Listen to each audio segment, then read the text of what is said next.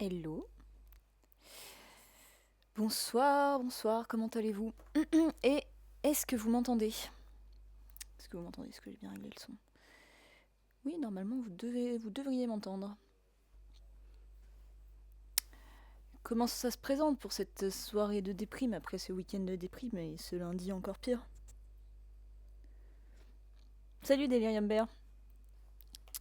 Oui, désolé de commencer comme ça, mais on peut difficilement ignorer le contexte. Hein, voilà. Hier soir, ce fut dur, aujourd'hui c'est dur, ça va être très dur toute la semaine, et ce sera peut-être encore plus dur après, donc écoutez. Mais on baisse pas les bras, on continue, on se bat. Le soin est nickel, contrairement au moral. Voilà, Delirium Bear, je suis bien d'accord. Je suis bien d'accord. Salut Anne Cacahuète. Ouais, non, là, vraiment, j'avais limite envie de vous proposer un stream déprime uniquement. De venez, on pleure ensemble et on boit du chocolat chaud. Enfin, il fait un peu chaud pour boire du chocolat chaud, mais voilà. Mais bon. Non, sinon, à part ça, comme d'habitude, je me sens pas extrêmement douée ou armée pour vous parler politique correctement. Donc sur les réseaux, en général, j'essaye de partager, retweeter un maximum la parole de gens qui parlent mieux que moi, qui disent des choses intelligentes et qui les disent bien, et qui correspondent à ce que je pense. Donc voilà. Je peux pas vous faire des grands discours politiques ici, mais il n'empêche que c'est très dur. Oui, c'est ça, Candyman, effectivement. On l'a vu arriver hein, depuis longtemps, depuis longtemps. Et quand ça arrive, c'est quand même tout aussi désespérant. Salut Chizu-sama. Ah, donc bref, aujourd'hui, ce soir, malgré tout, pour essayer de penser un peu à autre chose, tout en continuant à parler de, malgré tout, civilisation en péril. Et salut Nounours. Nous allons parler de Sans un bruit jour 1. Je sais pas si vous avez eu le temps de le voir du coup ce week-end un petit peu. Est-ce qu'il y a des gens qui ont eu envie de le voir Est-ce que voilà, je vais d'ailleurs tout de suite basculer sur mon diaporama histoire de pas oublier cette fois-ci de vous montrer les petites images. Hop, voilà. Est-ce que vous l'avez vu? Je rappelle, hein, comme d'habitude, chaque stream critique, c'est des streams avec spoiler. Hein, on parle de tout le film, y compris de la fin, forcément. Donc, si vous n'avez pas envie d'être spoilé, ne regardez pas ce stream. Le replay, par contre, sera dispo. Donc, n'hésitez pas. Et vous pouvez aussi choisir de vous dire que c'est pas bien grave de se faire spoiler. Salut Gombo Loco, bienvenue sur ce chat pour la première fois. Voilà. Euh, Personne n'a l'air de se manifester pour dire que qu'il ou elle a vu le film, donc bah, salut Spock Spock, n'hésitez pas malgré tout, s'il y a quand même des gens qui l'ont vu et qui ne se manifestent pas là. T'as prévu d'y aller Anne Cacahuète, ok. Bah écoute, du coup, désolé pour les spoilers, mais te voilà prévenu. Qu'est-ce que je voulais dire? Ah, deuxième Combo Loco? Ah, parce que j'ai le message de Twitch de Twitch. Putain, je suis vraiment fatiguée. Hein. De Twitch qui me dit que c'est la première fois que tu interagis sur le chat. Mais il y a peut-être une erreur, effectivement. Ouais, donc voilà, vous êtes au courant pour les spoilers. Et qu'est-ce que je voulais dire?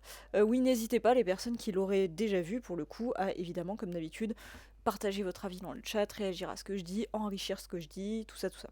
Et si je mettais ma caméra un peu plus comme ça, voilà. Donc, différentes choses. Alors, Sans un bruit, c'est évidemment un préquel. Préquel de la saga Sans un bruit, qui compte donc aujourd'hui 3 films, si on compte ce préquel. C'est une saga largement portée par John Krasinski. Je ne sais pas si je présente encore John Krasinski, qui était un acteur et réalisateur, qui était le fameux Jim de la version US de The Office, bien sûr, mais qui est donc devenu aussi largement réalisateur depuis. Donc il a notamment réalisé les 2 premiers Sans un bruit, qu'il a écrit. Il avait coécrit le premier avec Scott Beck et Brian Woods, je lis mes notes, et il a écrit le deuxième tout seul, ça se voit d'ailleurs, on y reviendra. Et donc pour ce qui est, et donc depuis, il a réalisé par exemple Blue et compagnie. Blue et compagnie, qui est un film pour enfants. Merci Mathieu pour le follow.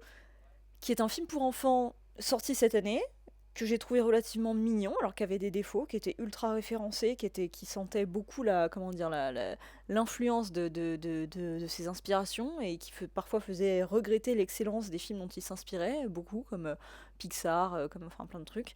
Mais qui était un film vraiment mignon et émouvant quand même, malgré ses défauts. Et du coup, voilà, ça c'était sa dernière réalisation en date. Ce préquel de Sans un bruit, ce n'est pas lui qui le réalise, c'est, comment s'appelle-t-il? J'ai déjà oublié son nom. C'est le mec qui a réalisé Pig avec Nicolas Cage. C'est... Putain, je suis perdue dans mes notes. Michael Sarnowski. Au départ, Sans un bruit jour 1 devait être réalisé par Jeff Nichols, donc Jeff Nichols que vous connaissez pour The Bike Riders tout récemment, mais aussi Midnight Special ou The Shelter, Take Shelter, pardon. Comment dire, Jeff Nichols a quitté le projet il y a quelques temps pour différents artistiques. Moi, ça m'étonnerait pas du tout, effectivement, que sa vision, au bout d'un moment, ait fini par, comment dire, se friter avec celle de Krasinski. Parce que Krasinski, je vais avoir l'occasion de le dire et de le redire, mais c'est un réal, en tout cas quand il écrit, quand il réalise, il a une mentalité très tradie, si ce n'est parfois un peu réac, et aussi assez cucu. Il a un côté très... Enfin, une narration, une vision des choses qui est très... mais un peu comme on le voit dans le premier Sans un bruit, hein, avec voilà, l'idée du sacrifice qui est prépondérante et qui parcourt aussi le deuxième film, mais aussi le Sans un bruit jour 1. L'idée de la famille nucléaire centrale avec un équilibre, vraiment un papa, une maman à ne pas disrupter. Salut Dragoral. Euh, Ah, excuse-moi, Spock, que j'avais pas vu. Hellblade 2, il faut que je joue à cette franchise. Écoute, je note. J'avoue que c'est vrai que j'ai jamais testé, donc je note. Salut Yanamat. Oui, absolument, il y a du spoil. On n'est pas encore rentré dans le spoil, mais il va y en avoir absolument. Jeff Nichols, naturaliste, non, non, je dirais pas ça. Je dirais pas ça, mais il a une tendance aussi fantastique, Jeff Nichols, mais Krasinski, voilà, lui, il peut partir vraiment dans le genre, et c'est cool. Mais par contre, il y a toujours un peu un côté dans ses films, fable, conte, même quand il fait de l'horreur, avec sans un bruit, mais avec une empreinte quand même très... un peu cliché, un peu revu sur des modèles assez vieillots.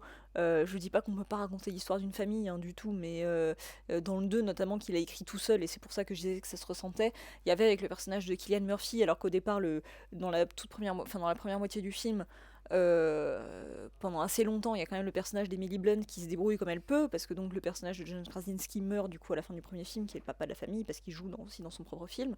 Et donc dans le deuxième film, en fait, du coup, il n'y a plus de papa dans la famille, et Emily Blunt fait tout par elle-même, et en fait, au bout d'un moment, elle est en difficulté, et elle trouve le personnage de Cillian Murphy, et ils s'entraident, mais en fait, au bout d'un moment, le personnage de Cillian Murphy, justement, prouve qu'il est capable prouve à Emily Blunt qu'il est capable de défendre ses enfants, de protéger ses enfants, et en gros, du coup, ensuite, ils forment un couple, parce que voilà, le sauvetage, le salut vient du personnage masculin qui prend le rôle de père, et il y a un côté... Alors, c'était déjà un peu présent dans le premier, mais bon, voilà. Dans le deuxième, il y a vraiment un côté récit hyper un papa, une maman. Moi, je trouvais qu'il avait vraiment un côté manif pour tous, alors peut-être que c'était mes biais politiques à moi. Merci pour le follow. Et mon attachement assez fort à l'idée que les personnages féminins ont besoin d'être écrits de manière un peu différente que dans le rôle de la mère, voilà, la mère sacrificielle et compagnie. Mais voilà, moi le 2 il m'a saoulé. Déjà j'étais vraiment pas fan du 1. Là Sans un bruit jour 1, juste pour spoiler vite fait mon avis, c'est pas du tout un film que j'ai détesté, hein. C'est même celui que j'ai préféré de la saga. Je trouve pas que ce soit un excellent film, mais voilà, on en reparlera. Mais juste pour vous poser le tableau aussi au départ, Sans un bruit c'est vraiment pas une saga que j'aime. Voilà, Delirium Bear, absolument, il est très conservateur, Krasinski.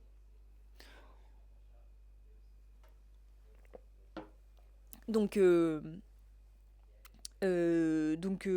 c'était quelque... Enfin, je trouve que c'est quelque chose qui se ressentait beaucoup dans la saga. Il y a d'autres choses que j'aimais pas, hein. Dans le 1, vraiment, j'arrivais pas à me réconcilier avec le fait que au début, personne n'ait réussi à expliquer à ce gamin qui joue avec son avion qui fait du bruit qu'il faut pas faire de bruit, enfin que c'est dangereux, que je comprends pas comment ça peut arriver.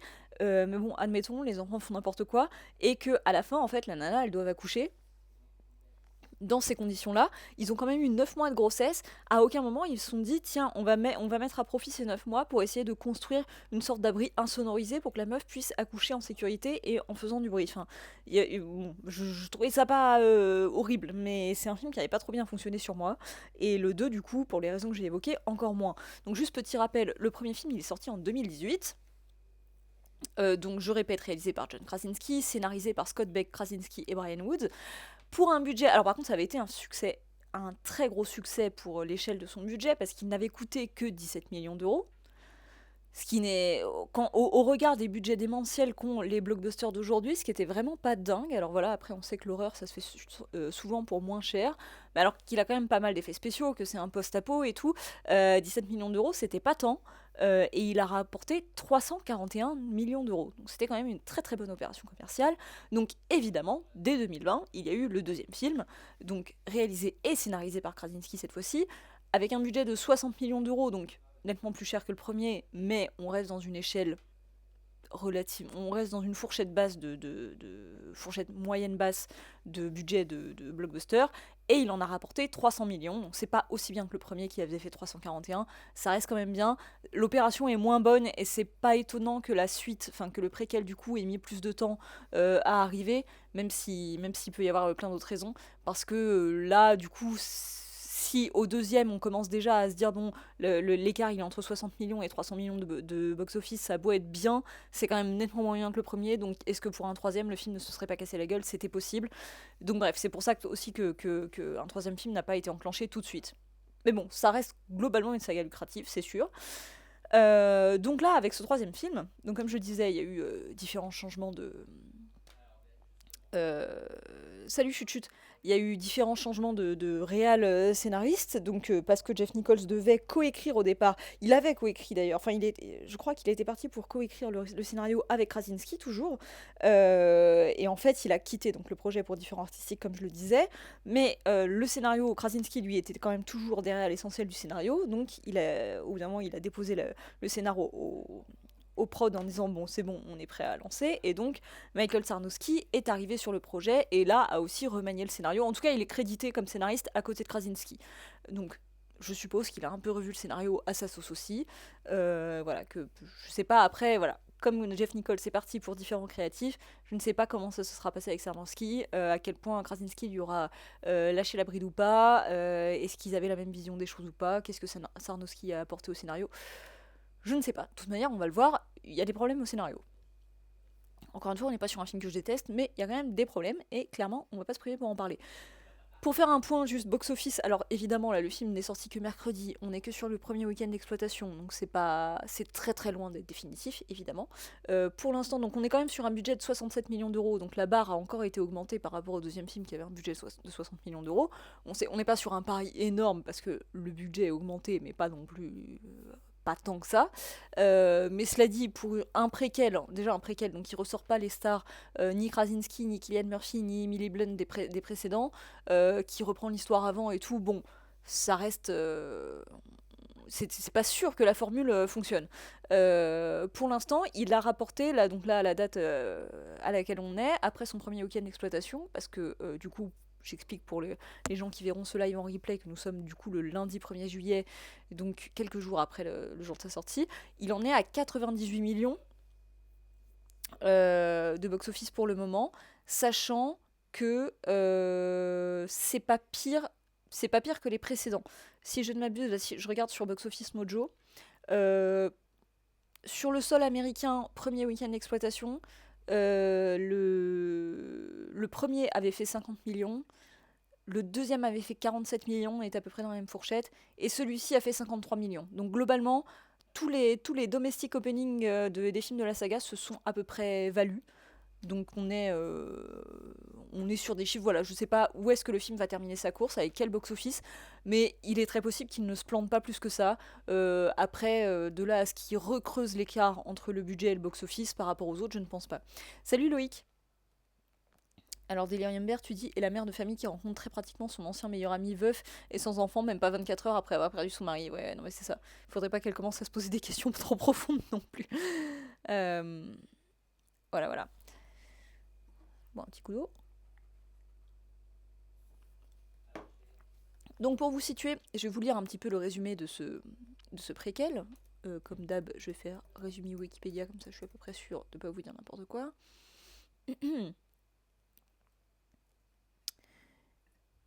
Alors,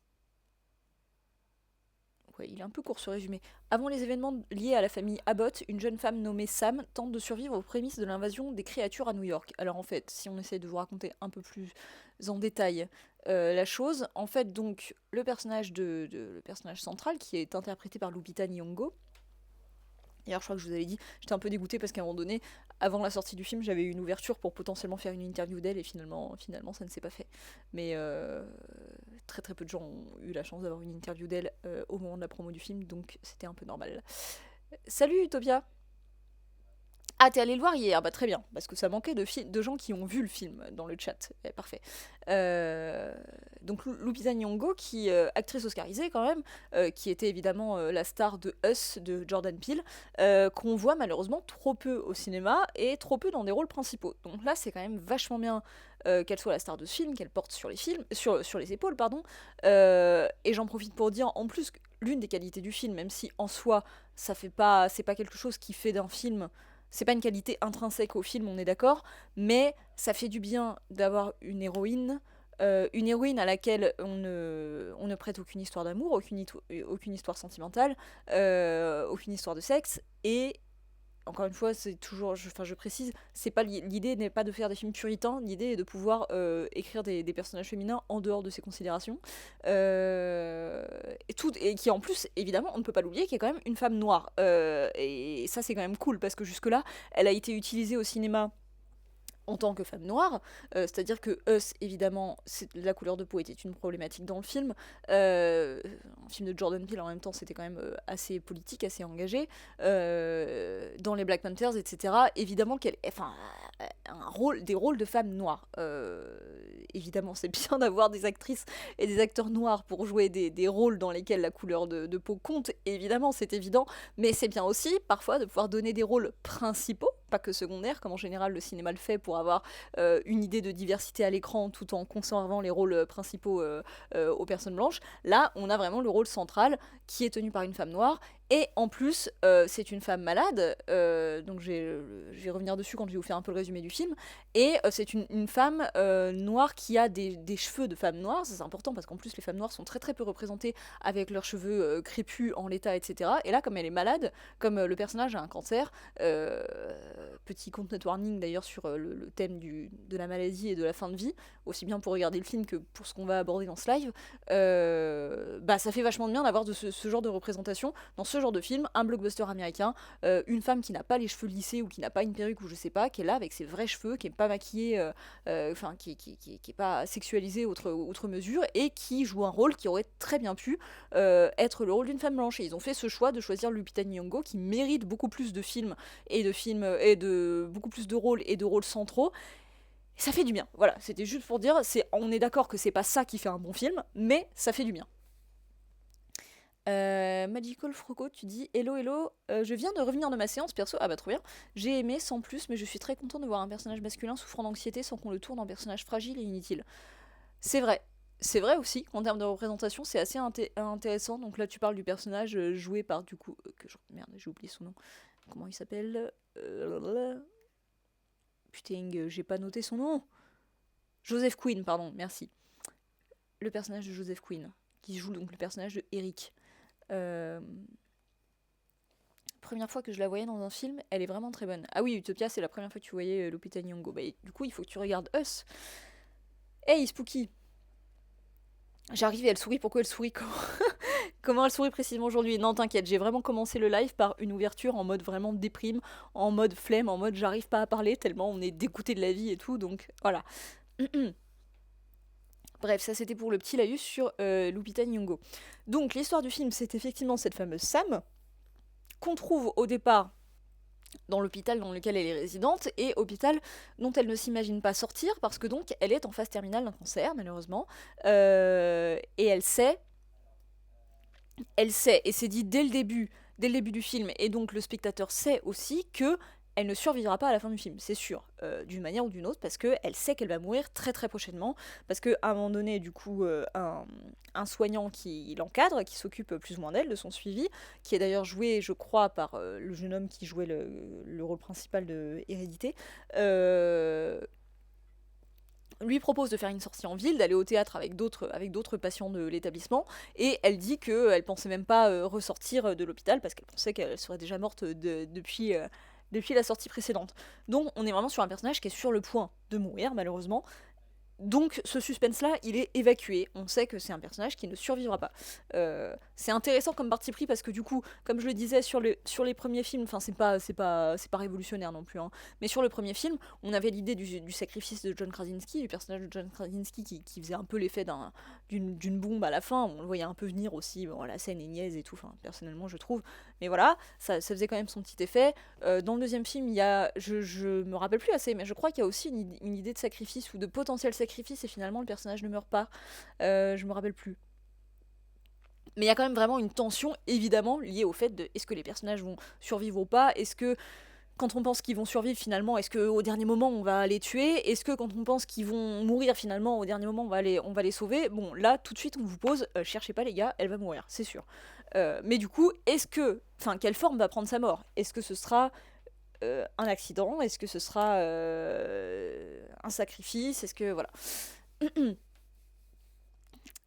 Donc ça c'est l'histoire. Donc au moment où ils partent voir du coup cette pièce de théâtre en ville, donc dans New York, elle, ce qui la motive, c'est l'idée de pouvoir choper une part de pizza en passant, parce qu'elle rêve de pouvoir remanger de la pizza de son enfance avant de mourir.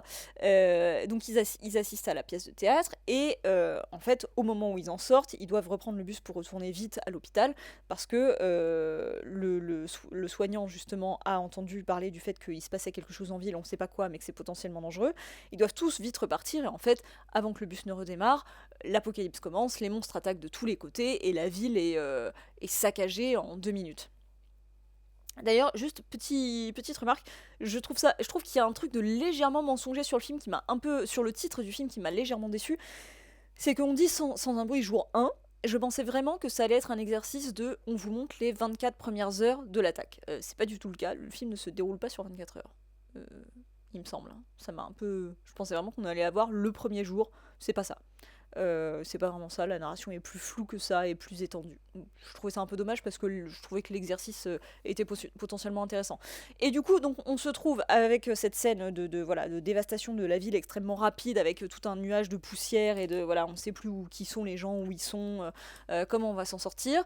On voit plus ou moins les créatures, bon voilà, ça c'est. Et une fois que la ville est dévastée, on retrouve donc le personnage de Lupita Nyong'o qui a survécu contrairement à d'autres et qui va essayer, elle, contrairement à la plupart des survivants, qui eux essayent de rejoindre des bateaux parce qu'il y a des annonces qui passent dans la ville grâce à des hélicoptères qui disent pour évacuer la ville comme les créatures ne savent pas nager, pardon, rendez-vous à tel port sur le Hudson River pour pouvoir rejoindre des bateaux et voilà, être évacuée.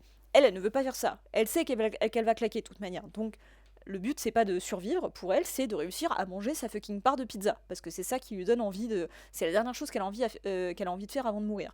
Donc elle va au contraire traverser. Enfin, elle veut traverser tout New York à pied pour réussir à aller jusqu'à Harlem pour réussir à choper une part de pizza qu'elle espère trouver du coup dans la boutique, dans la pizzeria de son enfance. Et donc en chemin, elle rencontre le fameux Eric, qui est un jeune homme effectivement qui ne se sent pas de parcourir la ville seul et qui veut absolument rester avec elle. Elle et son chat, j'ai oublié de dire qu'elle a un petit chat, le chat vraiment le plus docile de l'histoire du cinéma, qui envoie des vertes et des pas mûres, mais qui ne meurt pas, je précise, il ne meurt pas, c'est important. The cat does not die. Euh, et parce qu'on croit à plusieurs moments, hein, mais non, ça va, il meurt pas. Et donc voilà, avec ce jeune homme qui va essayer de l'aider, donc encore une fois, il n'y a pas du tout d'histoire d'amour entre eux, hein, c'est vraiment, ils sont là pour se serrer les coudes dans l'apocalypse. Et ben lui, il va essayer de l'aider à trouver sa dernière part de pizza, parce qu'il veut pas être tout seul, parce qu'il trouve que, voilà, il s'attache à elle, qu'il se sent plus fort avec elle. Voilà, voilà. Et on abordera un petit peu la suite de l'histoire quand on avancera. Alors je rattrape vos messages. Salut hémoglobine. Le premier, je m'étais endormie au ciné, siège confo, noir, pas de bruit, égale dodo. Ah ouais, alors c'est marrant que tu dises pas de bruit parce que justement, dans le premier, moi, l'une des choses qui m'avait beaucoup déçue et qui continue de me décevoir dans la saga, c'est qu'il y a très peu de réflexion sur l'utilisation du son, je trouve. Quoique c'est peut-être encore dans celui-ci que c'est le plus intéressant. Mais dans Sans un bruit, moi, je m'attendais vraiment à ce qu'il joue sur le silence. Et en fait, il n'y a jamais de silence dans le film, il y a constamment de la musique. Constamment de musique qui est très présente en plus. Et ça, j'avais trouvé que c'était vraiment une telle faiblesse de mise en scène, mais bon. Mais sinon, je comprends que par ailleurs, l'atmosphère générale du film puisse bercer. Mais je suis d'accord, Delirium Bear. Si, franchement, le jour où ils arriveront enfin à faire des vraies bonnes pizzas véganes, moi aussi, je voudrais absolument en manger avant de mourir. Spooky. Moi aussi, je vais manger de la pizza avant le deuxième tour, une dernière fois. Ah, t'es retourné le voir après, Hémoglobine. Déter. Salut, Verge de Fer. Pop, pop, pam. Voilà, donc ça, c'était un peu pour les bases de l'histoire. Qu'est-ce que je voulais dire au départ sur les 24 heures, gna gna gna. Ouais, non. Tiens, OneFlow, merci pour Enfin, merci de participer à ce chat pour la première fois, du coup. Après, c'est surtout le titre VF qui met l'accent sur l'absence de bruit. Je sais pas si c'était vraiment le projet du réel. Bah quand même, Quiet Place, il y a vraiment Quiet dans le titre quand même. Euh, C'est vrai que trop de musique, c'est souvent dérangeant, Spooky. Ça dépend quelle musique utiliser comment et tout, mais en plus, vraiment les musiques juste de fond comme ça qui sont pas utilisées comme objet en tant que tel, c'est. Ouais. Donc, ce qui change avec ce film, évidemment, au départ, à part le fait que c'est un préquel, c'est le fait que ça se passe dans la ville, bien sûr, parce que jusque-là, ça se passait plutôt dans des terrains vagues, des lieux isolés, plutôt dans la campagne, voilà. On a une comparaison, donc on va parler de comment est-ce que la ville est utilisée dans le film, de voir si c'était pertinent ou pas, à quoi ça sert pour essayer de renouveler un peu la formule. Je vous préviens que la formule, elle n'est pas hyper renouvelée, mais le décor de la ville est quand même utilisé de manière intéressante et je trouve que c'est l'une des qualités du film, donc on va revenir dessus.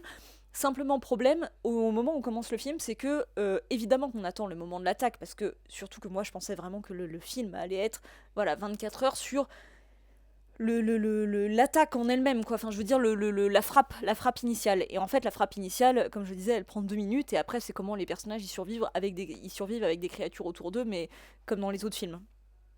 En plus, donc ce qui y a de dommage avec cette scène d'attaque, même si elle est intéressante, parce que ça se joue voilà dans la fumée, dans la poussière, en plus avec les immeubles qui forment des écrans partout, enfin des écrans qui bloquent les vues partout et les perspectives, etc.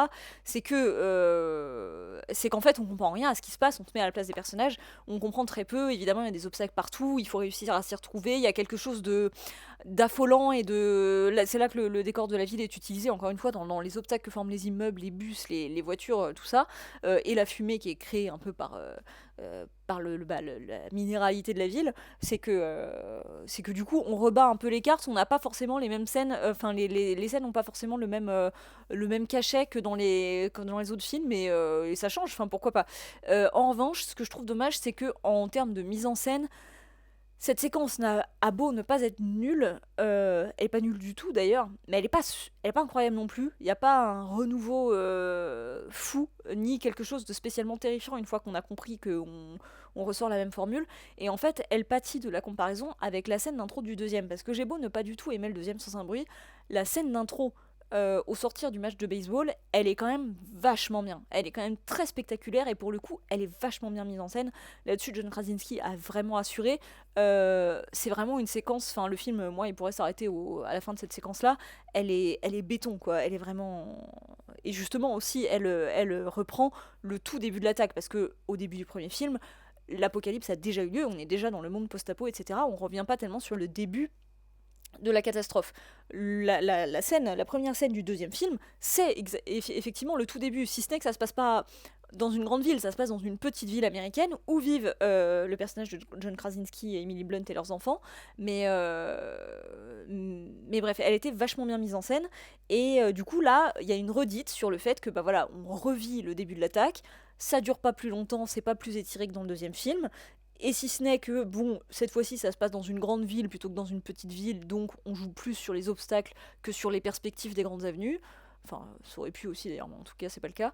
Bon, bah, il n'y a pas de. Voilà, c'est pas plus efficace que la scène d'intro du deuxième. Au contraire, ça l'est moins, et surtout, bon, encore une fois, c'est un peu redondant, quoi. Donc, voilà. Utopia, tu dis le fait que ça se passe dans la ville. J'ai apprécié du fait que ça changeait de la campagne, du 1, ouais. Après, ça a aussi rendu le film plus mainstream, mais elle est bien utilisée, donc c'est plutôt un bon point. Oui, après, c'est vrai que des films catastrophes, du coup, qui se passent. Enfin, donc, parce que là, on est sur le catastrophe, post-apo, horreur, un peu tout ça mélangé.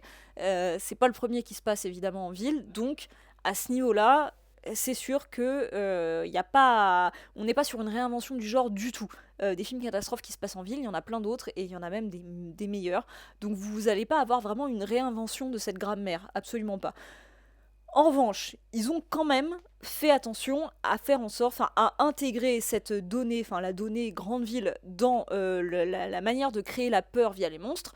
Même encore une fois, si ça ne révolutionne rien, il y a plein de scènes qui deviennent intéressantes et que pour le coup, on n'a pas forcément vu dans les précédents films. Je pense notamment donc au fait que déjà on utilise la grammaire de New York, c'est-à-dire qu'on joue sur le fait qu'au début on recrée vraiment des quartiers de New York qui sont connus avec Little Italy, ce genre de choses. L'héroïne, voilà, elle parle de Harlem. Je pense que pour les gens qui connaissent New York, ce que vivent les personnages, enfin ils arrivent à se situer dans la ville. On cite beaucoup d'endroits qui existent réellement dans New York. J'ai oublié le port où ils doivent se rejoindre pour évacuer, mais c'est un nom connu. Voilà, elle veut aller à Harlem. Il me semble qu'ils sont plus ou moins à Little Italy, ou je sais pas exactement, mais en tout cas, c'est le New York qu'on connaît, des films habituels qu'on connaît, qui est du coup saccagé pour réussir à en faire du coup ce lieu de post-apo. Et du coup il y a toujours quelque chose de, enfin ça joue toujours un peu sur la corde sensible de voir la ville américaine par excellence se faire saccager comme ça, comme étant une vraie ville, pas seulement une idée une idée de grande ville américaine, mais étant vraiment New York, quoi. D'ailleurs, niveau promo, le deuxième film s'était très largement vendu sur cette séquence, très courte au demeurant. Oui, c'est vrai, Delirium Bear. Ben, je pense qu'il savait que c'était la meilleure séquence, hein, déjà.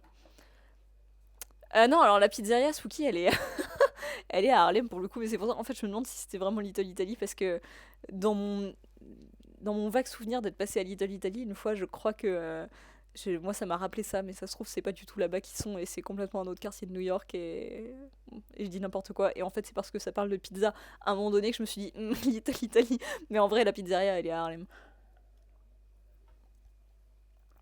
Euh, donc voilà, utiliser New York telle qu'elle est, enfin, de manière intradiégétique.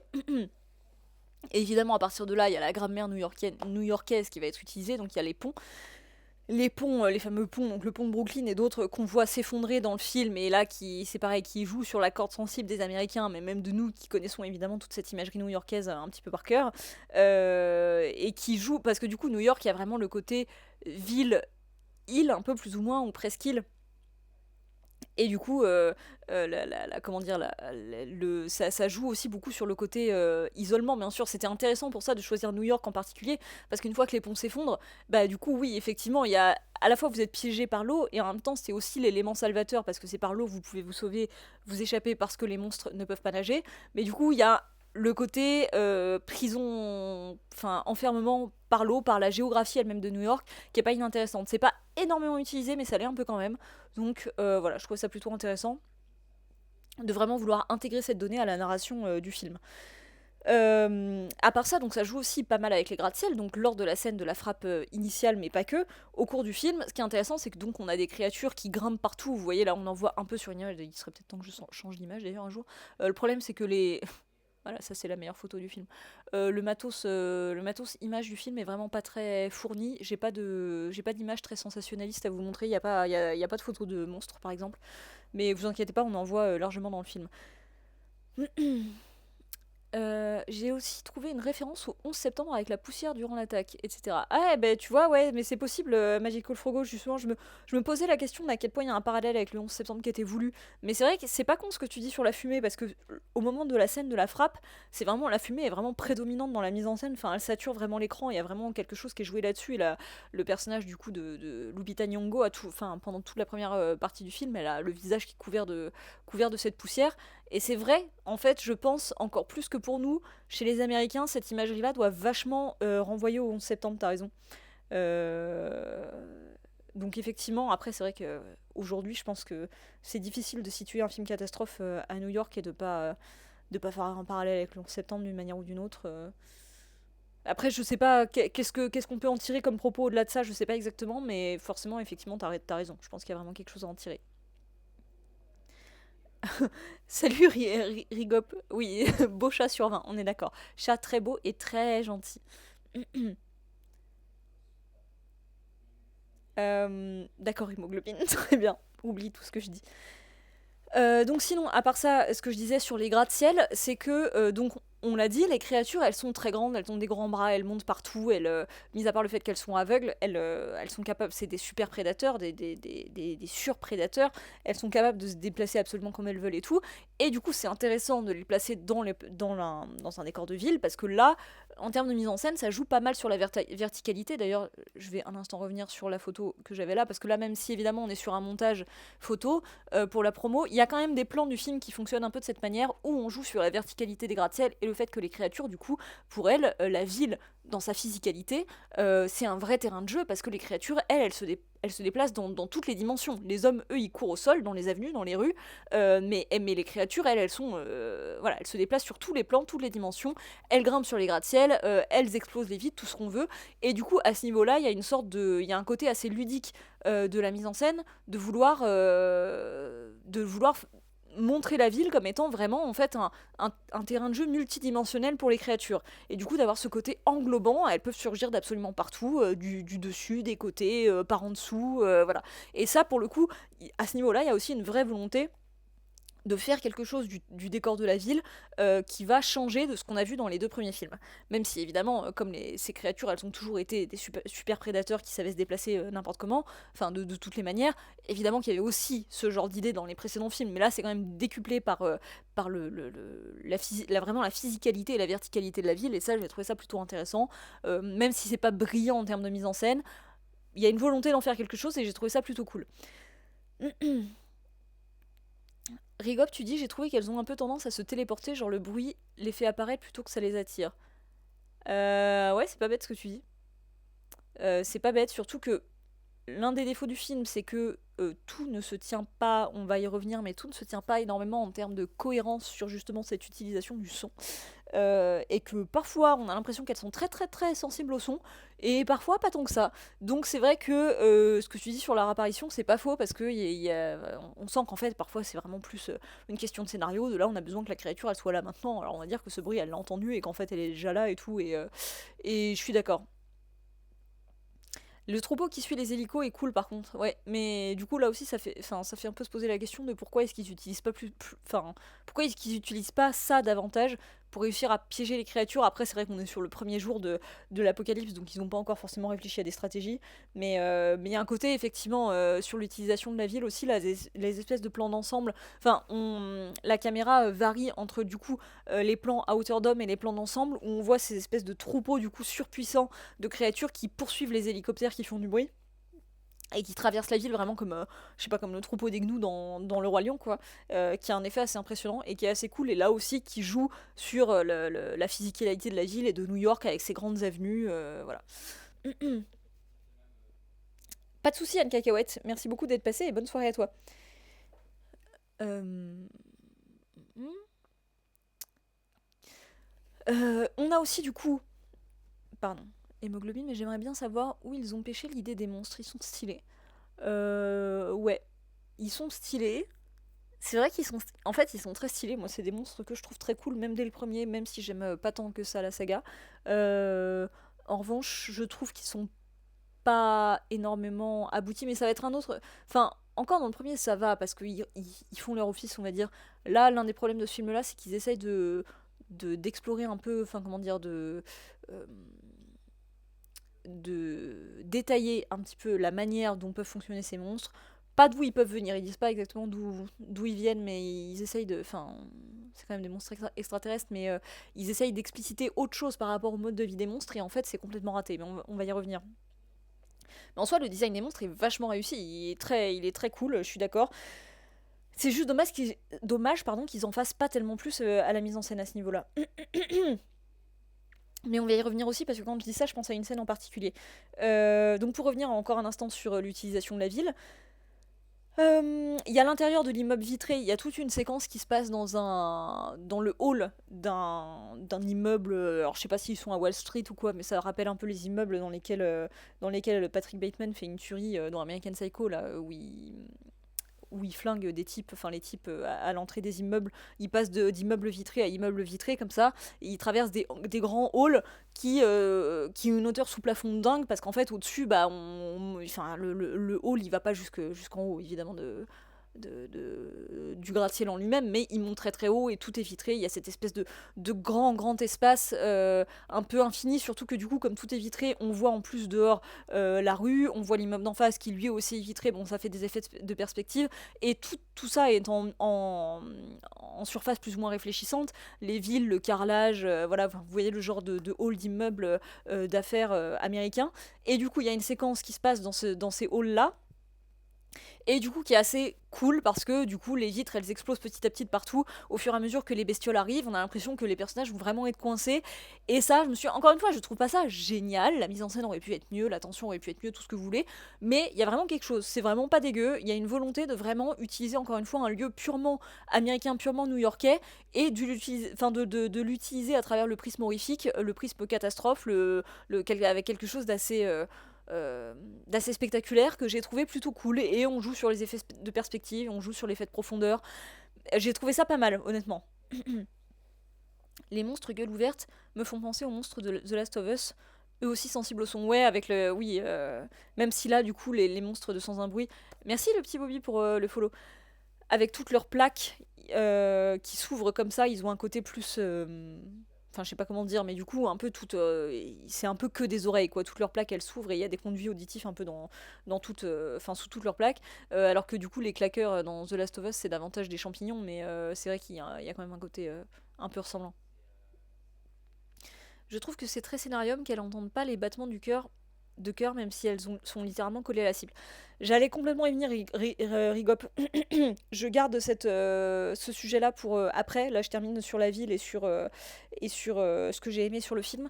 Mais je vais complètement venir à cette fameuse scène où clairement cet aspect pose problème. Parce que, bon, ça m'a énervé. Je trouve pas ça crédible et je trouve que ça ôte beaucoup de potentiel scénaristique au film. Je trouve ça dommage que ça se soit pas totalement assumé. Mais effectivement, on va y revenir et je suis complètement d'accord avec toi. Donc la scène à l'intérieur de l'immeuble vitré, et aussi la séquence dans le métro, que j'ai trouvé vraiment pas mal, où là du coup les personnages s'enfoncent. Je suis vraiment désolée, je m'aperçois que je dis du coup tout le temps. C'est vrai que je me suis pris des commentaires méchants sous les vidéos ou les podcasts d'écran large en disant que je disais beaucoup trop du coup, et que c'était trop chiant à écouter. Je me suis dit, oh non, pas tant que ça, et maintenant que je le sais, je m'aperçois que je le dis tout le temps. Je suis désolée du coup. Je suis désolée, je vais essayer de faire des efforts, mais c'est difficile. Voilà. Euh, donc la scène sous le métro, enfin dans le métro, les personnages essayent de se protéger, de fuir, de se cacher, et donc, un peu comme la photo voilà, que je montrais à Ving, hop, voilà. Là, on va jouer encore une fois sur la verticalité au moment de descendre, puis ensuite sur le noir, enfin l'obscurité. Ils sont dans des couloirs de métro qui sont en grande partie inondés, donc un peu à la Titanic, hein, ils traversent dans l'eau avec ça à peu près d'émerger. Le chat, alors on ne sait pas tellement comment il survit, ils arrivent plus ou moins à le porter, bon voilà. Et du coup, les créatures qui sont aveugles, bon, de toute manière, c'est dans le noir, donc ça change pas grand-chose. Là, il y a à la fois le côté, les personnages sont protégés par le bruit de l'eau, et en même temps, ils font aussi facilement du bruit dans l'eau quand ils se déplacent, bien sûr. Donc, il y a de la tension qui est créée autour de ça, avec voilà, des plans que moi j'ai plutôt aimés, qui sont vraiment plongés dans le noir, où on est sur un espace très très réduit, avec la créature qui se déplace au plafond du métro, et les personnages qui sont dans l'eau, mais qui du coup sont pas loin du plafond, voilà, avec la créature qui peut leur tomber dessus à tout moment, et qui peut aussi. Ah non, elle peut pas se déplacer dans l'eau du coup parce qu'elle nage, mais du coup, voilà, à la fois on peut se cacher, en même temps l'eau fait du bruit, en même temps, bon voilà, il y a en tout cas une volonté d'utiliser les différentes possibilités qu'offre l'idée d'un tunnel de métro new-yorkais, inondé qui plus est, que j'ai trouvé intéressante. Ça aurait été dommage de pas faire une scène dans le métro. Elle est. Ça lag. Ah bon. Rafraîchissez la page, hein, si... Ah oui, effectivement. N'hésitez pas à rafraîchir la page. Euh,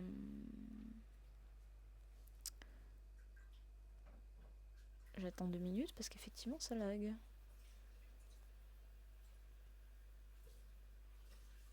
C'est mieux. Ouais, j'ai l'impression que c'est quand même mieux une fois qu'on a rafraîchi. Ouais, je suis désolée. Je sais, ça doit être encore ma connexion qui est vraiment pas dingue. Je suis désolée. Ah putain.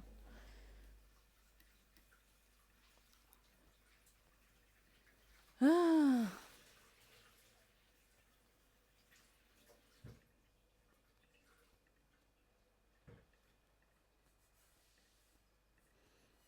J'arrive, hein. J'essaie de fermer un maximum de trucs ici. Bon, j'espère que c'est un peu mieux. En tout cas, voilà, je trouve que globalement, on est sur une utilisation intéressante du métro, comme le reste. Pas incroyable, pas révolutionnaire, pas génial, mais pas mal. Et on peut pas dire que, contrairement à des films comme par exemple Jurassic World, qui à chaque fois te tease le fait qu'ils vont montrer les dinosaures dans la ville, qu'ils vont lâcher les dinosaures dans la ville et qu'on va voir ce que ça donne Jurassic Park dans la ville, et qui finalement à chaque fois reviennent sur une arène de jungle complètement fermée comme dans le premier film. Bon, bah là, on assume le fait qu'on change de décor et on joue avec ce décor, on assume ce décor et on l'utilise vraiment avec ses caractéristiques intrinsèques. J'ai trouvé ça vraiment intéressant. Pas génial, vraiment intéressant. Voilà. Ça, putain, mais ça. Oh, ça lag encore.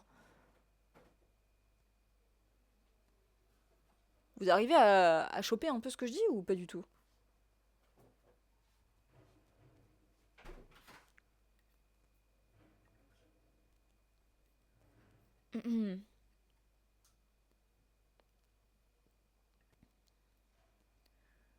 euh... Ouais, bon, j'essaye de continuer. Oui, oui, vous arrivez à suivre. Ok, bon. Donc ça, c'était pour l'une des qualités que je trouve au film. Ah, il y en a qui n'ont pas de soucis. Ok, magnifique.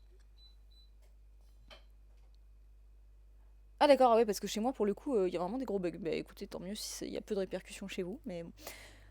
Autre qualité, donc c'est l'angle du coup de la fin de vie. Qui est évidemment amené à travers le personnage de Sam, qui est le personnage central. Là où je trouve intéressant, déjà au-delà de ce que j'ai dit au début, le fait de ôter tout suspense dès le début, que l'idée ça va être un petit peu, certes, comment elle va mourir, mais pas de est-ce qu'elle va mourir ou pas, on ôte le suspense à ce niveau-là, et j'ai aimé en fait que ce soit une histoire plus personnelle, où on n'est pas dans la protection d'une petite famille très, très conservatrice, etc., comme dans les précédents à la John Krasinski. Mais du coup, là, on est sur un parcours vraiment intime et personnel, avec finalement tellement un récit qui est axé sur la fin de vie, l'idée d'acceptation de la mort, et cette idée que le monde s'écroule autour de nous. En fait, ouais, ça j'aime beaucoup parce que dans ce film-là, contrairement aux autres, l'apocalypse, la catastrophe de l'invasion des extraterrestres, peut être, à partir du moment où dans le point de vue de Sam, hein, tout le long du film, peut être totalement une métaphore de la fin de vie en soi. Alors, c'est pas métaphorique dans le film, on est d'accord, il y a vraiment une apocalypse. Mais en soi, tout peut être compris comme étant le parcours individuel de Sam vis-à-vis de son acceptation de la mort. Alors, Délire et Mère, tu dis, je viens de comprendre que le chat est dans une poche quasi 40 minutes, que j'ai l'impression qu'il l'avait mis dans un grand tube à essai. Oui, il est dans un tote bag. Je vais changer de photo un peu d'ailleurs. Euh,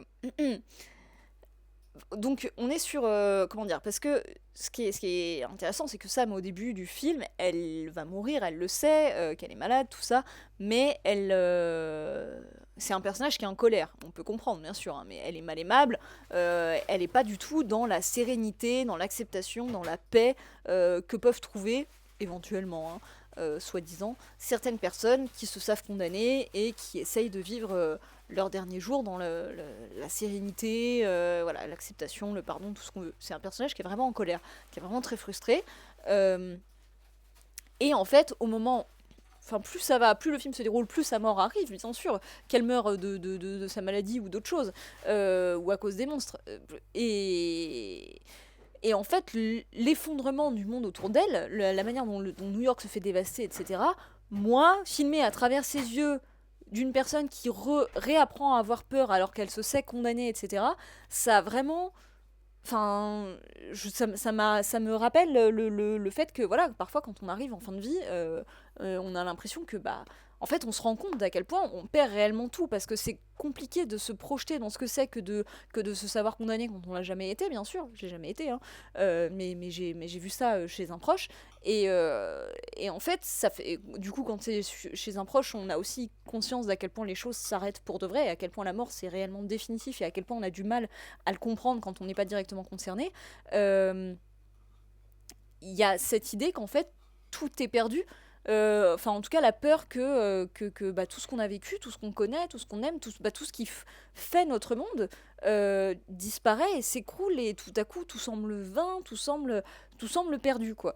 Donc moi vraiment le fait de raconter le film à travers le prisme du coup de la fin de vie de Sam, ça m'a vraiment donné l'impression de tenter un discours catastrophe et horrifique là-dessus, sur vraiment ce sentiment de désespoir total quand on se sait condamné de voir l'entièreté de ce qui a fait sa vie disparaître, enfin, de ce qui fait soi. Voilà, après on peut discuter d'à quel point ça disparaît, etc. Bien sûr, mais en tout cas, il y a tout à coup bah, le sentiment, oui, forcément, qu'il y a quelque chose qui se perd. Enfin, le monde disparaît, même si son monde personnel, son propre monde, à travers soi, bah, en fait, on ne connaît toujours que le monde, on ne le connaît toujours qu'à travers soi. Donc, en soi, c'est une fin du monde. Quand c'est la fin d'une personne, c'est la fin d'un monde, c'est la fin du monde pour cette personne, évidemment. Et la personne sait que le monde tel qu'elle le connaît elle, enfin tel qu'elle le perçoit. Donc quelque part c'est comme, enfin ce que j'essaye de dire c'est que c'est comme si le monde, même si on le partage tous, il existait. euh, Merci beaucoup Spooky d'avoir offert un abonnement à Delirium Bear. C'est comme si le monde existait en autant de personnes qu'il existe, parce que qu'il y a sur Terre, parce que le monde est différent pour chacun d'entre nous, et donc à chaque fois qu'une personne meurt, c'est la fin d'un monde. C'est ce que j'essaie de dire. Je sais pas si c'est très clair. Et du coup, pour moi, le film vraiment parle de ça, montre ça à travers cette histoire d'apocalypse, et j'ai trouvé ça pour le coup très beau. Et donc le personnage de Sam, même si là on revient dans des thématiques parfois un peu plus cucu, un peu plus niaises, elle est dans une recherche de la nostalgie, elle est dans une recherche de donc sa fameuse part de pizza. Elle va aussi retrouver l'endroit dans lequel son père faisait du piano quand elle était petite, jouait du jazz et tout. D'ailleurs, le jazz est utilisé en musique dans le film, mais c'est pas inintéressant. Il y a. Pourquoi j'ai dit ça? Je crois. Non. Je confonds avec un autre film que j'ai vu quasiment à la même période. Pardon, il n'y a absolument pas de jazz dans le film. Excusez-moi. Il y a. Qu'est-ce que je veux dire? Bref, on est sur un parcours très nostalgique, alors qu'on peut trouver assez cucu, et peut-être un peu égoïste et auto-centré, parce que bien sûr, là, on n'est pas sur l'idée de sauver d'autres gens, on n'est pas sur l'idée de sauver ses enfants ou de sauver sa famille, on est juste sur l'idée de essayer de se rappeler, en fait, qu'est-ce qu'on a vécu, et du coup, qu'est-ce qu'on perd, à quel point ça valait le coup, qu'est-ce qu'on retient au moment de la mort. Mais bah, moi, personnellement, ça me touche plus. C'est ma sensibilité à moi aussi, parce que j'ai pas d'enfant, parce que voilà.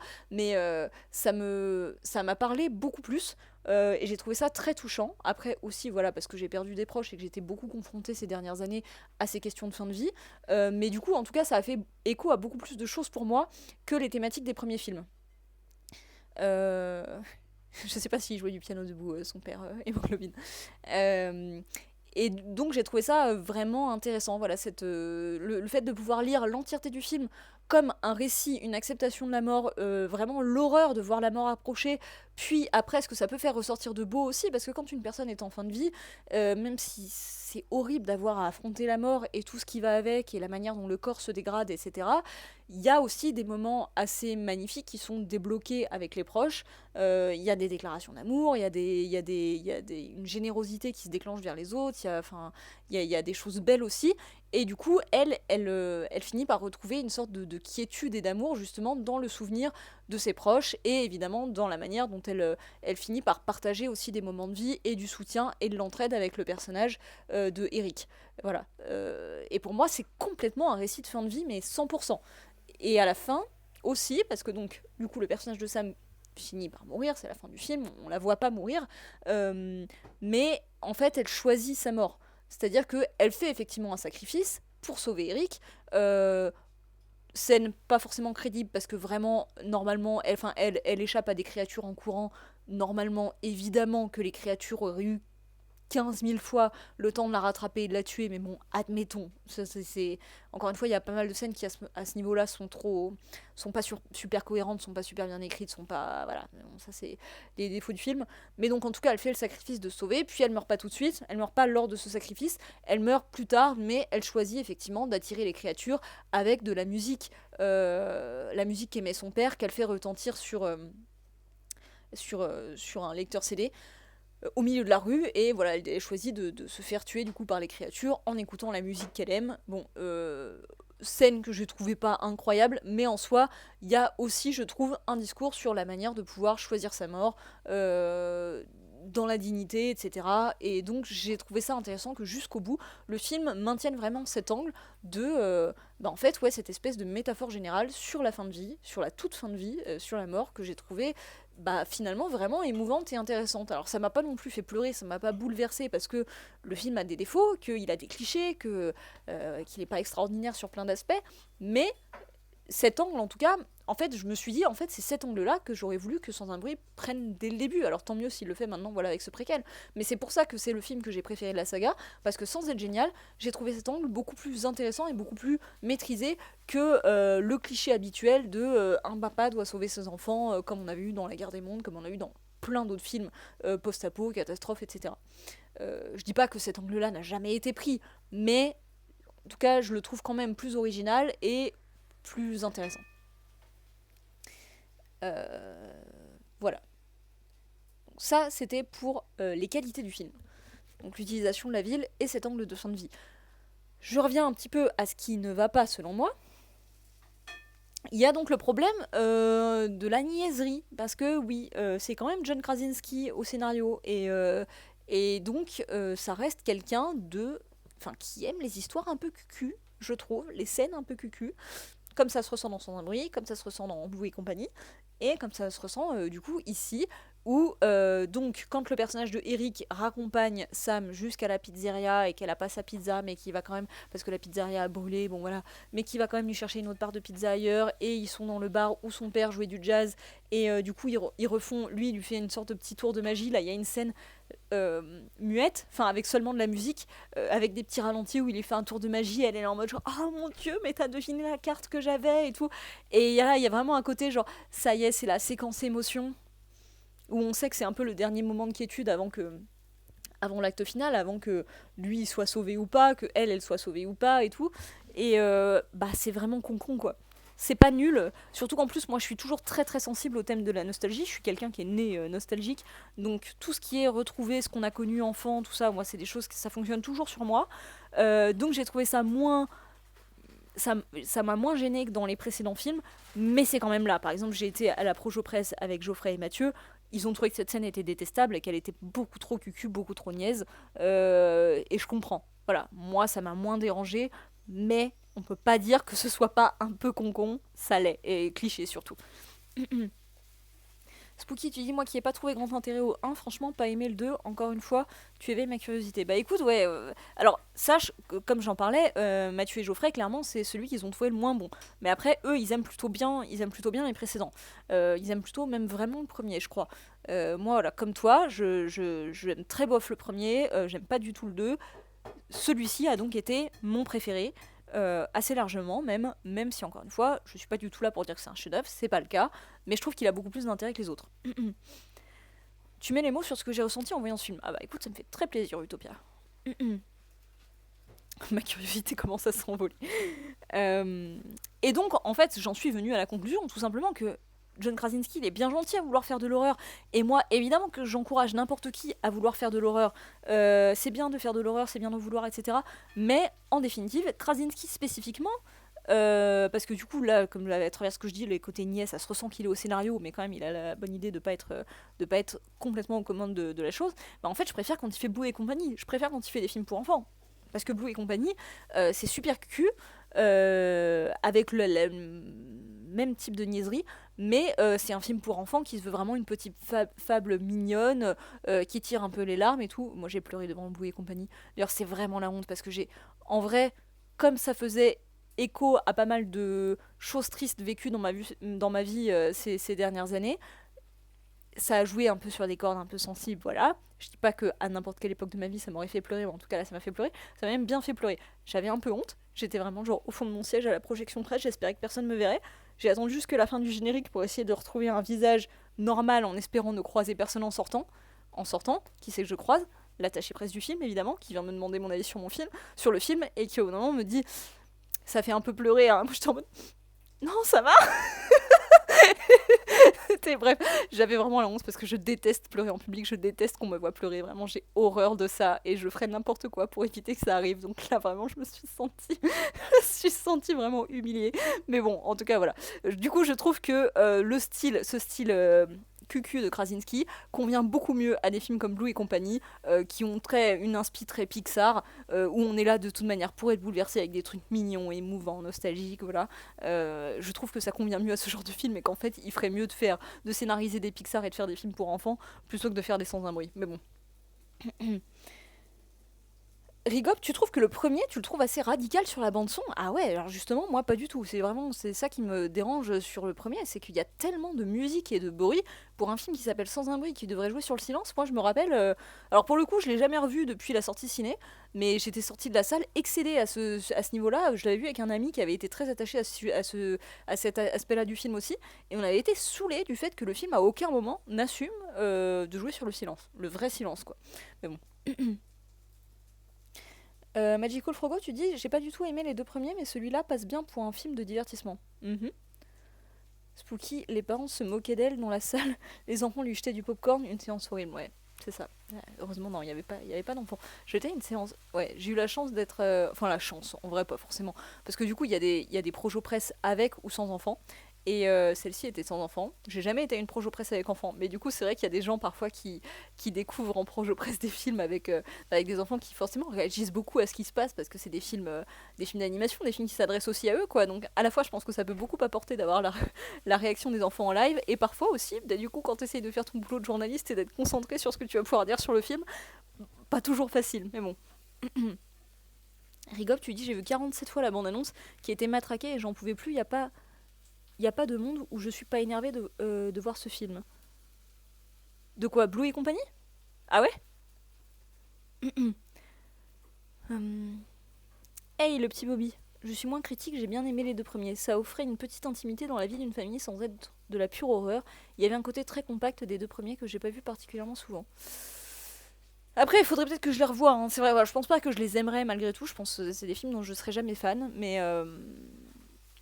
Mais c'est vrai que je ne les ai jamais revus à part lors de leur sortie.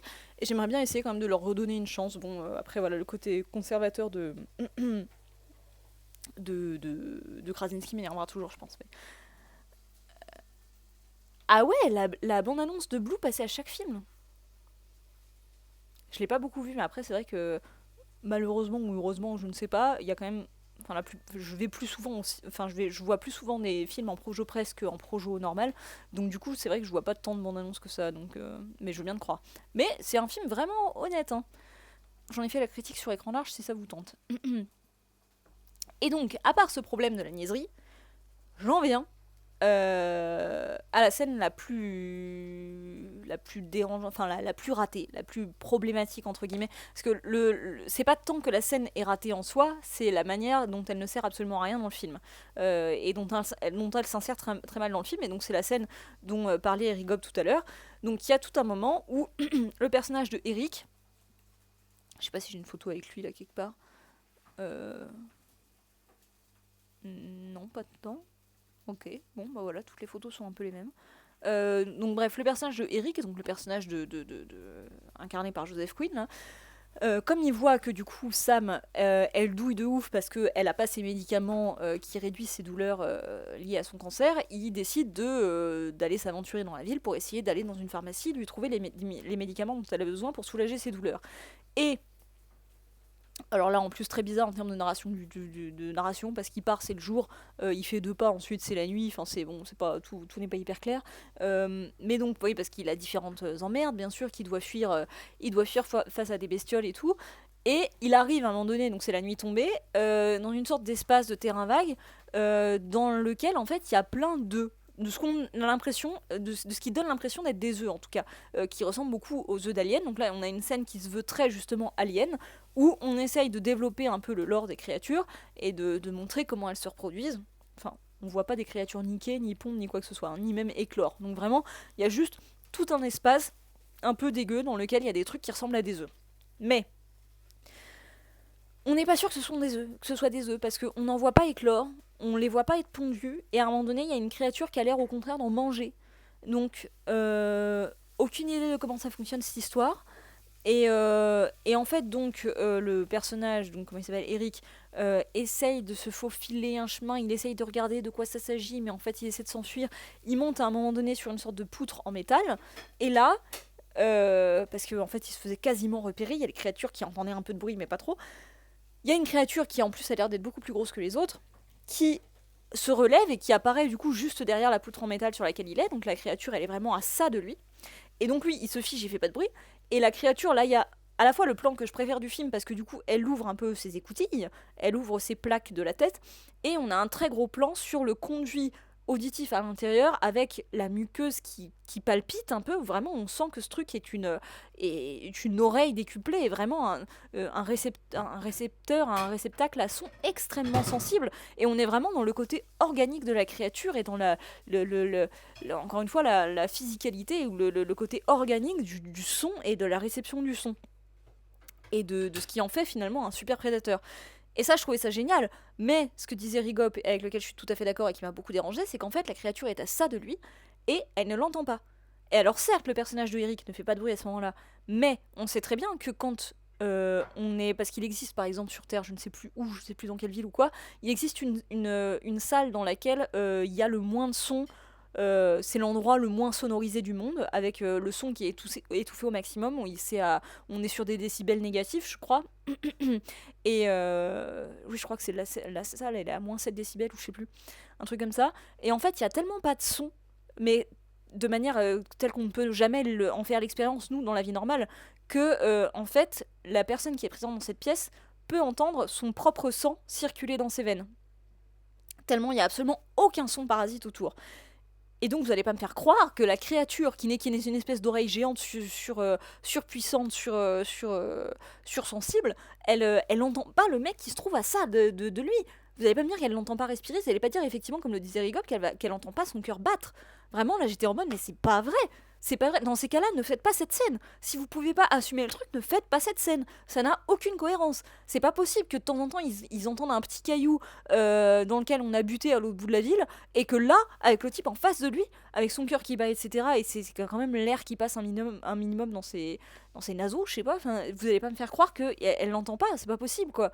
Merci beaucoup pour le follow, je suis un peu emportée dans ce que je dis, je lis pas trop vos trucs.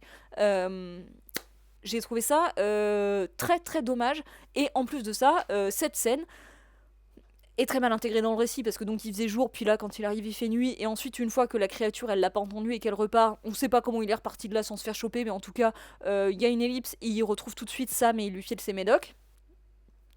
En fait la scène n'est pas du tout insérée dans le récit, elle est vraiment patchworkée là-dedans, elle est vraiment posée comme un bloc comme ça indépendant, très très mal insérée, elle ne sert à rien, parce qu'on pense vraiment que cette histoire d'œufs, ou en tout cas de choses, on sait pas du coup, est-ce que ça les nourrit, est-ce que au contraire c'est comme ça qu'ils se reproduisent, on pense vraiment, comme la scène elle prend du temps et qu'ils mettent que la caméra prend vraiment le temps de nous faire découvrir cet espace un peu dégueu, on pense vraiment que c'est une manière de nous poser quelque chose qui va servir plus tard. Ça ne resserre plus jamais. Plus jamais. On ne saura pas ce que c'était, on ne saura pas ce que c'est censé nous avoir apporté sur le mode de vie de ces créatures, et cette scène n'a aucun impact sur ce qui se passe après. Ça sert à rien. Ça sert à rien, non seulement elle n'est pas cohérente en elle-même, la scène, parce que donc cette créature n'entend pas Eric, et en plus dans le récit, c'est n'importe quoi. Donc c'est vraiment une gratuité totale, mais ratée de A à Z. Et c'est con, parce que visuellement, il y avait des choses qui étaient intéressantes. Voilà, les gros plans sur les conduits auditifs de la bestiole, les œufs un peu dégueux, bon, ça faisait très alien, mais pourquoi pas, enfin voilà, il y avait quelque chose à en tirer.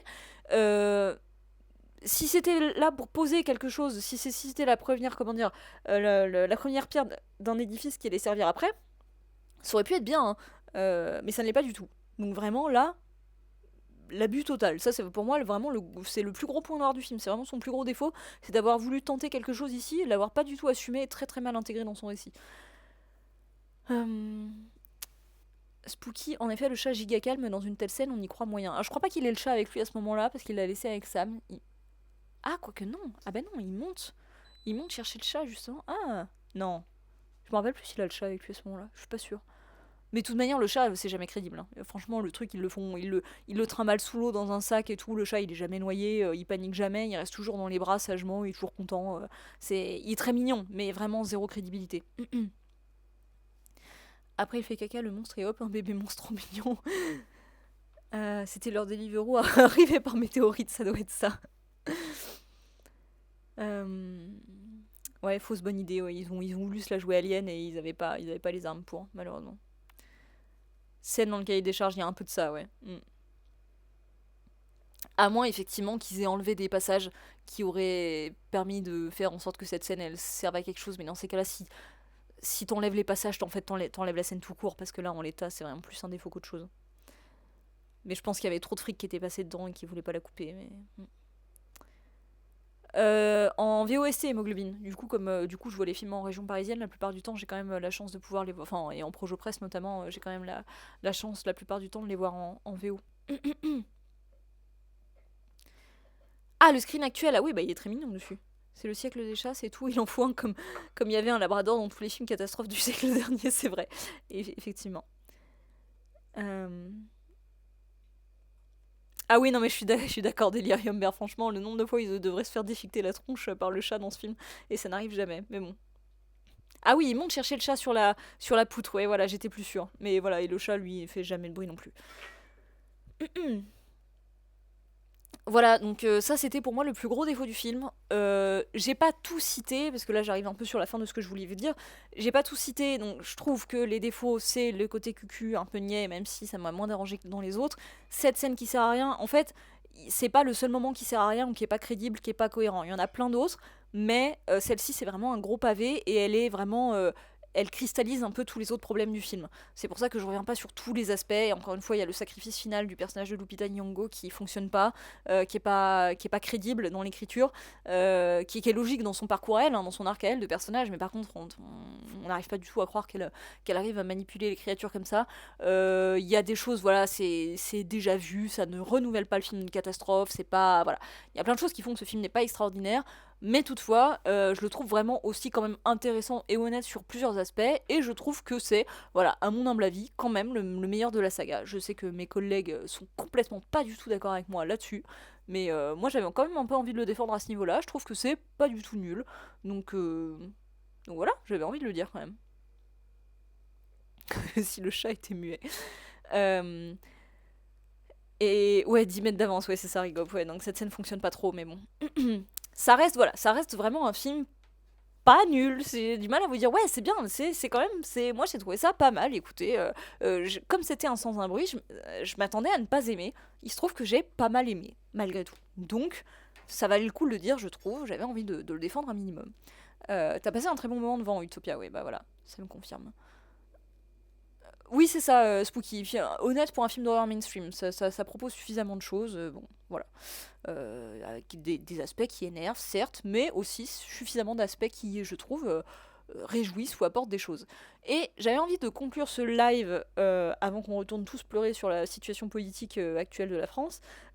J'avais envie de conclure en vous faisant une petite reco d'un film que je me suis posé d'ailleurs la question de vous montrer en watch party parce que c'est une reco Shadows.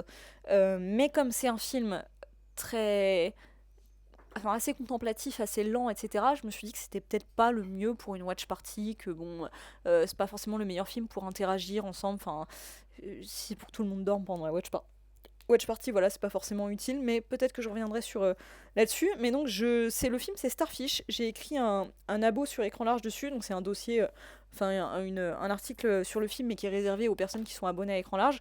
Je vous mets quand même le lien, du coup, des fois que dans le chat, il y aurait des gens abonnés qui, du coup, pourraient le lire.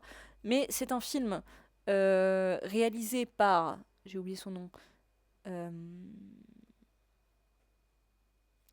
j'ai oublié son nom. Bref, c'est pas grave. C'est un film qui me fait penser à Sans un bruit. Enfin, c'est une version, pour moi, c'est une version contemplative, mélancolique, dépressive, instagrammable de Sans un bruit. Parce que ça se passe aussi dans un monde post-apo, avec une jeune femme. Alors, un monde post-apo dans lequel il y a aussi des créatures qui ressemblent un peu à celles de Sans un bruit. Le film est sorti en 2019, donc un an après le premier Sans un bruit, mais c'est un film très très peu connu qui a surtout fait des festivals. Et donc, c'est une jeune femme qui, au départ, assiste à l'enterrement de sa meilleure amie. Puis elle fait une grosse sieste en rentrant de cet enterrement, et au moment où elle se réveille, bah en fait elle s'aperçoit que le monde a été victime d'une attaque extraterrestre, justement, avec plein de créatures comme ça qui ont tué la majorité de la population. et ça va être un peu son chemin à elle. Donc en fait, c'est évidemment un film sur le deuil. Très, très belle métaphore du deuil, ouais, tu dis Delirium Bear, extrêmement contemplatif, mais qui est très très beau, avec de très très belles images, et même qui fait le pari d'avoir toute une séquence en animation qui est très intéressante. Je pense aussi que c'est vraiment un film sur la dépression, si ce n'est sur le suicide, donc je préviens, mais avec un côté très Life is Strange, avec voilà, cette idée d'amitié extrêmement forte qui perdure au-delà de la mort et qui avec une idée à la fois de fin du monde et en même temps voilà d'amitié mélancolique, triste et en même temps très belle et très forte et avec de très belles images. Bref, c'est contemplatif et tout, c'est pas très horrifique, même si encore une fois il y a vraiment des monstres et des images assez impressionnantes. Je trouve que c'est vraiment le pendant peut-être Elevated Horror euh, ouais, des dépressifs de Sans un bruit. Moi je le trouve très joli. Euh, Pardon, je rattrape un peu vos messages. Rigob, un truc que j'ai pas compris, c'est la disparition des gens du théâtre. Genre, on voit une centaine de personnes et après on voit plus personne. Peut-être bien, je revois plus exactement la scène, mais c'est très possible. Ah, c'est mal noté Starfish, ouais, ça m'étonne pas trop, mais bon. Oui, bah c'est ça, oui, non mais effectivement, c'est vraiment pas un film grand public, c'est pour ça que je pense qu'il est pas très bien noté. Après, il se peut très bien que vous ne l'aimiez pas, hein. Mais moi, en fait, quand je l'ai vu plusieurs fois, à chaque fois, au départ, j'ai un peu peur de me faire chier, et en fait, je me laisse vraiment 100% bercer par son ton très mélancolique, ses lumières très douces, très dorées, enfin, très dorées par moments et très froides. Voilà, la scène d'animation, enfin, il y a quelque chose. En fait, c'est vraiment pour moi une étude de la dépression, mais pas la dépression avec une représentation très noire, qui tire vraiment vers le bas, avec une représentation, comment dire, très over dramatique. Pas du tout. On est vraiment dans l'idée de la dépression. On est dans une sorte de flottement continu. Avec des images mi-mystérieuses, mi-belles, mais où on se sent en fait couler tout au long du film. Mais encore une fois, pas dans une atmosphère extrêmement triste. C'est vraiment quelque chose qui berce, mais qui du coup aussi, comme Sans un bruit jour 1, traite ça avec un prisme horrifique, avec quand même les créatures qui viennent représenter elles aussi les dangers de la dépression et de ce genre de sentiments. Et moi j'aime beaucoup du coup cette étude que j'ai trouvée très juste finalement de la dépression, où là on n'est pas du tout, on n'est pas dans une représentation caricaturale, vraiment ce que les gens pas dépressifs ont envie de voir sur la dépression, d'avoir quelque chose voilà, d'extrêmement ouais, extrêmement bah, noir quoi. Enfin, j'aime les représentations très noires des choses, hein, mais là j'ai trouvé ça finalement plus juste d'avoir ce rendu extrêmement sensible et contemplatif de la chose à travers justement du post-apo monstrueux aussi. Bref, donc pour moi c'est vraiment un film très complémentaire des Sans un bruit et surtout de Sans un bruit jour 1, et je vous le conseille. Et si éventuellement ça vous tente pour une watch party, écoutez, on pourra le tenter. Si ce n'est que j'ai peur que ça se prête pas très bien en format watch party, mais on peut y réfléchir. Euh, Ajoutez à ta liste, Pookie. Bah écoute, j'espère qu'il te plaira. Voilà. Voilà un peu ce que j'avais envie de vous dire sur Sans un bruit. Jour Eng. Le film est à l'image de son héroïne, lancinant comme engourdi, avec l'impression qu'on est dans de la ouate en permanence. Oui, c'est vrai. Mais je trouve ça très agréable, Delirium Bear. Voilà, écoutez ce que j'avais envie de vous dire sur ce film. Rien de plus, tellement. Euh, Est-ce que vous avez des choses à ajouter ou pas? Ou sinon, sinon je vais aller manger, hein. Ah oui, c'est la première fois que tu viens sur un de ces lives, le petit Bobby. Bah écoute, avec grand plaisir, merci d'avoir été là. Vivement jour 2, ouais. Jour 3, jour 4, tout ça. Ouais, j'aurais bien aimé qu'ils tiennent le pari de montrer vraiment la première journée et d'étendre vraiment la scène de l'attaque, voilà, plutôt que de retomber sur une formule qu'on connaissait, mais c'est pas très grave. Merci à vous. Bah écoutez, je vous souhaite une très bonne soirée. Courage à nous pour cette semaine qui s'annonce difficile. Mais voilà, il y a toujours, heureusement, pour l'instant encore, un peu le cinéma pour nous sauver et pour nous parler d'autres horreurs. Donc n'hésitons pas à aller voir les films et donnez-moi des nouvelles. Voilà, je vous dis à très bientôt, à plus tard dans la semaine pour un stream jeu. En espérant qu'on reprend très vite. Comment il s'appelle le film? Immortality, voilà. Merci à vous, très bonne soirée, bisous.